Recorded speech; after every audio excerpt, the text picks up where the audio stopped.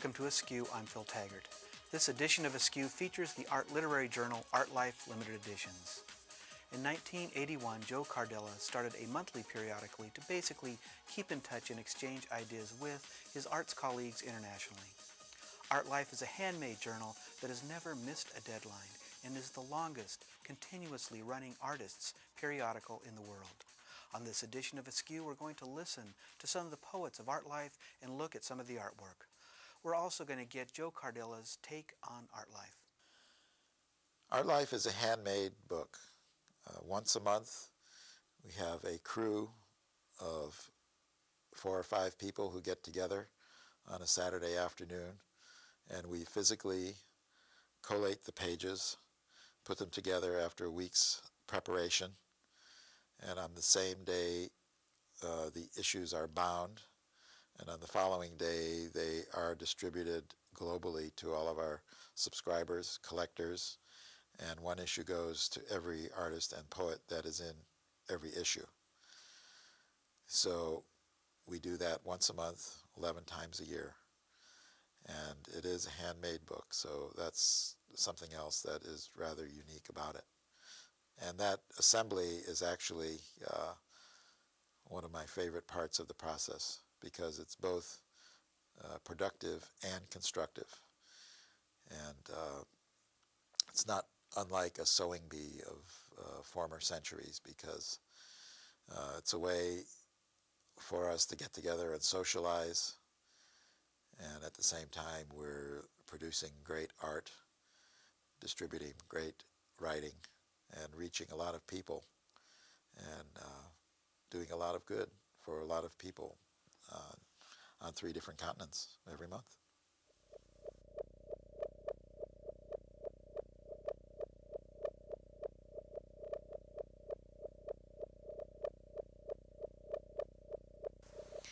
Van Gogh gives a tour of his museum. I left behind the many browns of potatoes and shoes. Cumulus, the color of sweet milk, spread their shorelines into a frame that would enclose this picture. Sometimes I'd paint a false frame, like the oriental gold extension of that quince and lemon glowing in middle space. Here, a southern French sky hangs behind the windows, a backdrop to the picture hanging on the wall. Some of the shades are drawn. Blue shows around their edges, even though today outside it is raining and guards have provided plastic bags for your umbrellas. I paint things blue for the sake of desire. Horses, a tree's subterranean gnarl. See how the undercolor comes forward. Pink floors, green chairs. I scrutinize these sunflowers down to the seeded center of their glorious imperfection. Saffron shards splinter from their heads, askew, raggled from sleep, like this Lazarus. Under his wrappings, you can see my red hair. After treatment, I copied the careful balance of Japanese floral arrangements. That's when the purple roots showed themselves under the wheat. Heaven was a bruise I'd built with a palette knife, layer on darker layer. The way to clear the canvas was to look at it from the other side. I painted crows, then flew through.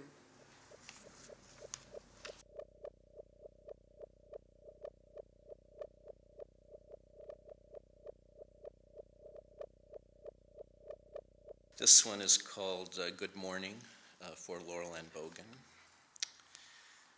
Of course, dust settles over the tops of your books. It is no more than is expected of dust.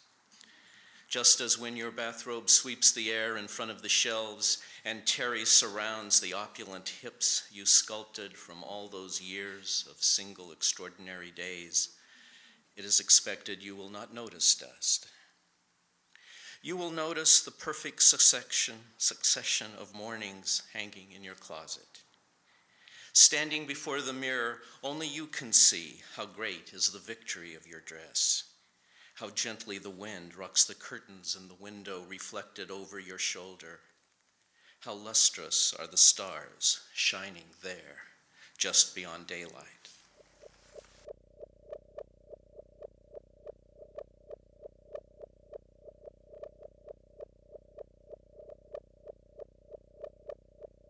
All the poems have quotes from Magritte, or are paintings of Magritte's.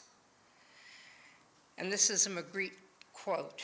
"The invisible cannot be hidden from our eyes. All that counts is the image." And the poem is called Defying Gravity. In Chagall, the rabbi floats, the bride and groom linked effortlessly in the night sky. 2 days after you left us, a woman stopped me and asked if that were a mountain lion running the hills beyond our home. I knew that she had seen what we had not. Now you are here, not here, invisible. We are left with our imperfect images. The sky turns into the Magritte hour. Lamplight warms the 3 windows facing the street. Nothing but clouds remain, as if the storm has passed and the sky will clear by morning. Winter's early darkness arrives. Down the hill, porches and eaves cascade with white icicle lights staving off the short days. Something that resembles joy has come to visit. It defies gravity, the persistence of sorrow, and says, there is love still in this imperfect world, bright moments beyond pain. As I light the menorah, this, the last day of Hanukkah, I think how these 8 candles bridge all the centuries of darkness, and how, repeating what we call light, light comes.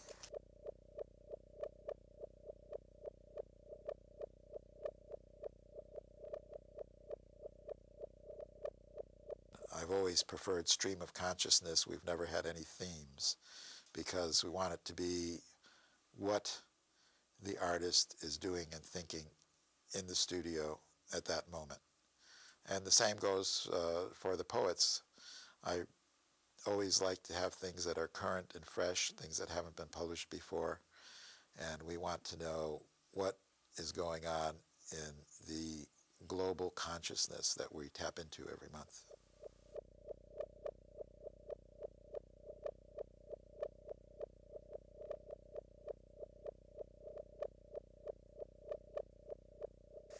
Moon. Moon grasps the ridge of the mountain, peers down into the valley, slowly pulls itself out of the shadow of the other side, then vaults into the sky, reassured and confident, much as you appeared in my life and disappeared at dawn.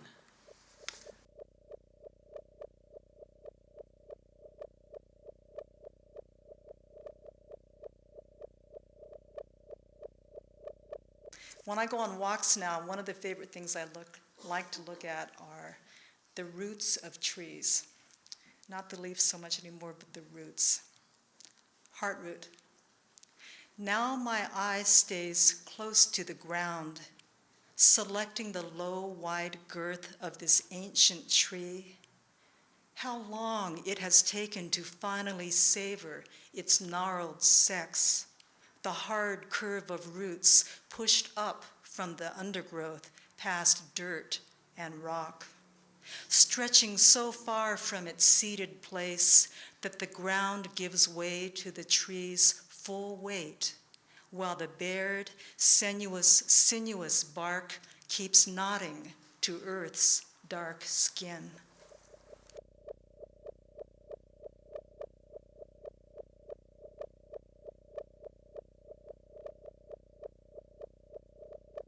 Fresco fragment, woman on a balcony. This woman, because she is kind. Image you would choose, cut into pictures, boxably small. Make her me, and her dress mine, colored old, same as cloth wrapping our hair.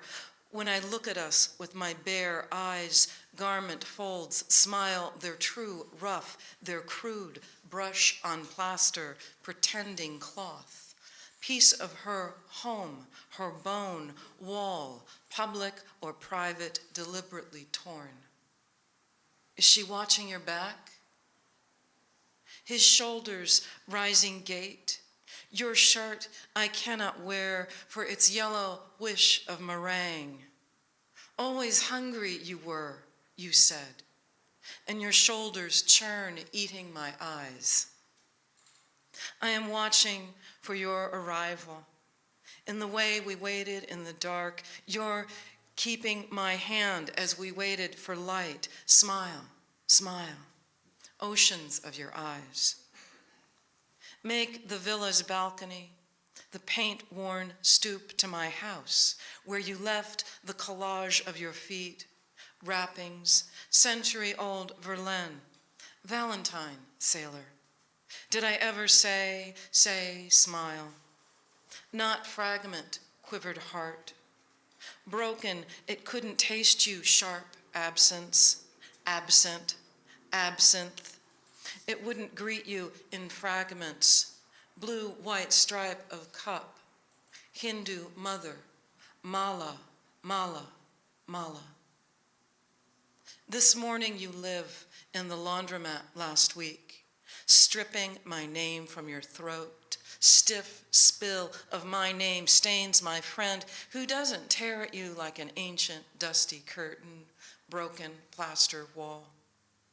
Tear below the balcony's rail, taste floating above the pulp, smile, smile, in the unbitter white, light sliced without sun through the rust-like curtain. So my mornings taste brownly bitter, tap, tap, tap. Here, windows rise and fall, not from Moroccan cloth draping green glass doors close your bed. Porches with and without Mexican sage, where we arrived foundling into our arms. Porticoed hearts, so much ado entrancing. This afternoon, you live in vague blue, tumbling New Mexico wrapped raptor. Ecstatic, the Buddha edging meadow into verdigris, green, blue, blue. Blue, because it is your heart. I thought I taste its acid rind, rain, green gone white, heart, heart, heart.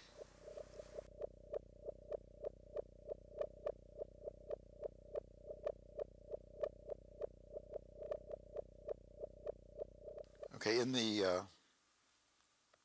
20th anniversary issue, we put a reproduction of the cover from the first issue in January of 1981, which was just a very simple drawing that I did while sitting at a trade show in Los Angeles one weekend. And it's a drawing of my right hand, which I drew with my left hand, and my right hand is drawing the formula upon which the whole Art Life project has been based. And the formula reads, art is to life as life is to art.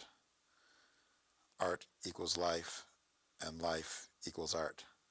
So each is the other, and both are one and the same.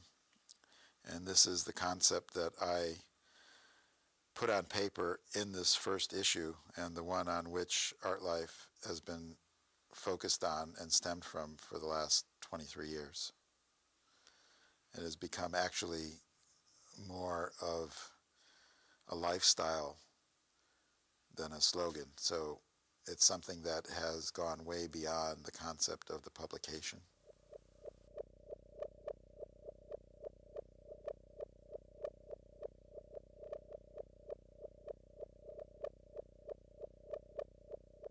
Memory is everything.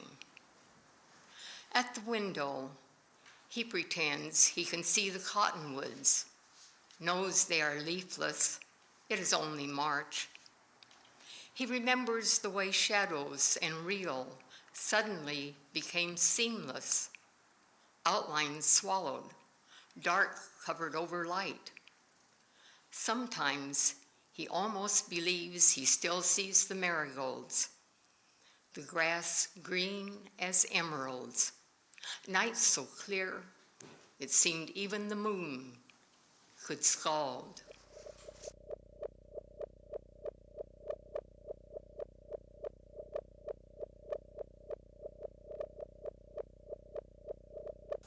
Seasons.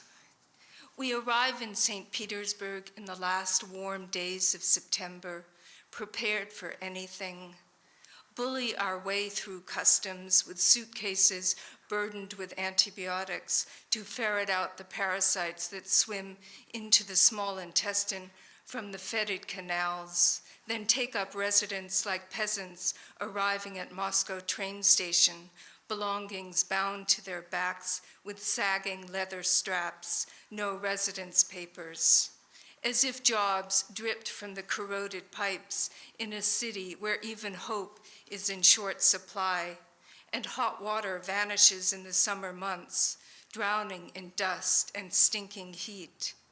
Now, after 5 months of winter, we are ready to sell anything for a thaw. Sleep in our clothes. Breath hangs from our mouths like a curtain. We dream a palette of white, even memory bleached like classmates lost in the time of Stalin. Family members disappear, even their names dangerous.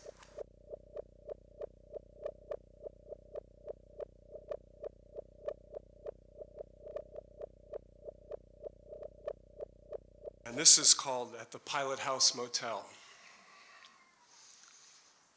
How much do you love me, you asked, and I said, enough to spend some time waiting for your visits at the Pilot House Motel. We'd been there before, so I knew that private planes take off all day and night from the airport behind the fence. I knew the furniture was cast off mishmash. The toilets, like the guest, were always running. The carpets were bright adultery red and neon blue. When you're not here, I tidy up, put the champagne and wine bottles in the trash. Afternoons, I swim in the pool or sit sunning with a novel. I nod at the other visitors, single men on unsavory errands, single women with children in tow, and they nod expectantly back. No one asks for names. The 440 American Eagle for LA takes off as I sit down to write this poem. Dozens of aircraft are parked along the tarmac, but there are no pilots at the Pilot House Motel, only passengers. Still, though no one has a valid ticket, we all sense there's something better out there. The world's too marvelous a place for sorrow. Our destination's already hurtling towards us, bright as the flash of wing and sunlight. If only we can have the grace to greet it when it comes.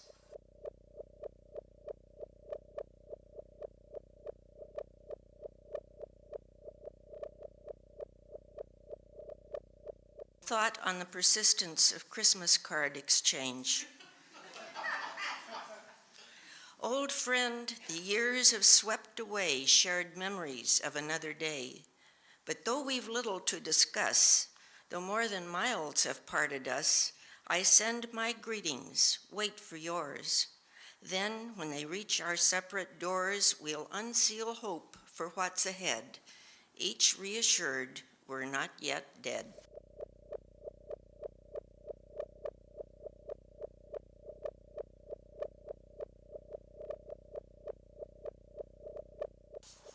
At the grave of Zeus. And because the god has turned away, this blasted landscape must summon its own light. Each twig and stone blurs as light moves from the inside to the outside, which was once called the world we know. Deathless as the full moon, returning again and again as some form of shimmering, a danger which emanates from the visible limbs of trees, seeps from stones like the blood of sacrifice, rises from darkness, light revealing itself as loneliness, as loss, as light.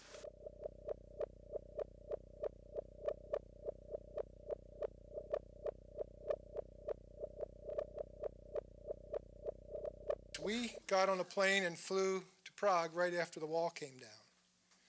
And when you do these things, you're not sure what's going to happen. Lots happened, of course.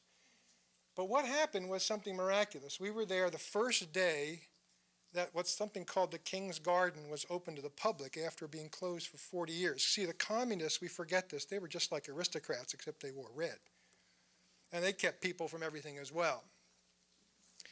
So this is called the Royal Garden, Prague, May 1990. It had been the first May Day without communists. The Pope came instead, servicing the captive minds.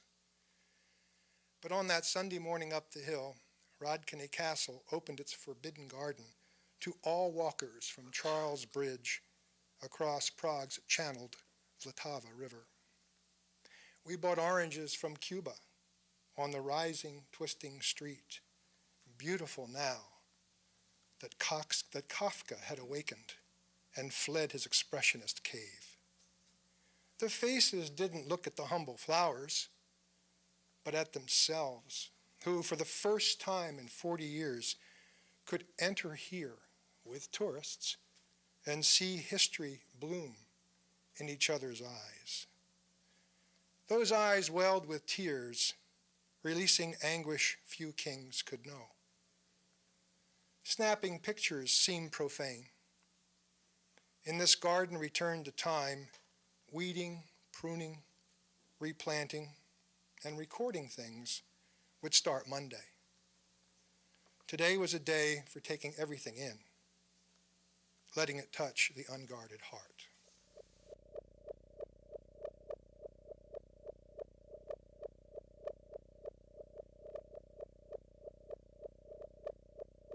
Conjuring the goddess. Athena, Athena, you've been gone a long time, unseen by man for many years, except perhaps a puff of white on Mount Olympus, but who knew? I was told that the ancient gods could be prayed into a new existence. I have tried to conjure you. Tonight, I think I may have succeeded. An apparition stands by the hearth, luminous and trembling, like a spider web in the moonlight. Your aegis looks like a woolly shawl, Athena, on the thin shoulders of an old woman. I expected shiny waves of golden hair escaping your helmet, but I see wisps of white around a granny's cap. Drops of ichor stain your nightie, where your attribute, wise owl, has clutched your wrist. I'm wondering if my prayers were not sufficiently vigorous, too feeble to bring you to earth in your former fierce glory. Maybe you have aged in your forced retirement, depressed by the disappearance of your worshippers. Everything is different now, Athena, but I welcome you, and I apologize for the bewildering changes. I would be honored to serve you a cup of tea, or nectar if I can find some. Now that we are old women, our days of battle and conquest over, we could sit by the fire and exchange recipes.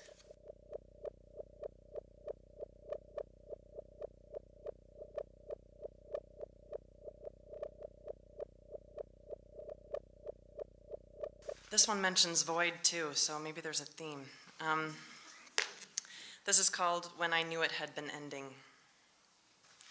I held his hand as his lids closed with reluctance. The breathing began as slumber took hold of him. His thick lips parted as if to say no, or the middle part of don't, or go. I pulled my cupped hand out of his, smoothly as sweat allows, encouraging his fingers to maintain their grip of the void that once was me.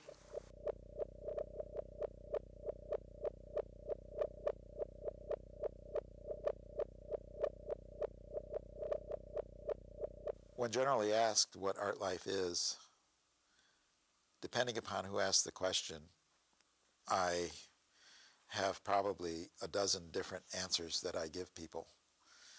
So to some people, it's merely a magazine. To others, it's a portfolio of original artwork. To others, it's a trade journal for people in the trade, since it's a language that most people don't understand. But above and beyond all those things and every other mutation thereof, to me it's a conceptual exchange that taps into a global consciousness every month, and it's a way for creative people to exchange their ideas with kindred spirits, both near and far. So the conceptual exchange aspect of it is something that is always first and foremost in my mind. Secondly, it is actually a portfolio of limited edition works. When I designed it, the reason I put it into a magazine format was so that it would be user-friendly, so that people would feel comfortable handling work which normally might be thought to be a little more precious than if it's readily available for people to handle.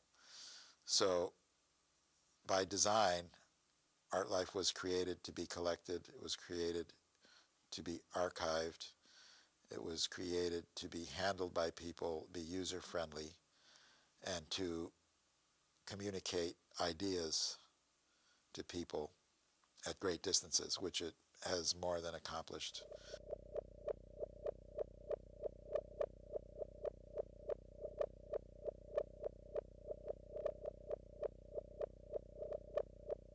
How much light? In the long light of stars, I passed under this life, growing old. Traveling from here to there, I tried to make this one moment my home, to absorb the light right here, right now, to walk with surety, a steady purpose. My shadow falls. How much earth? How much light? How much can I call my own?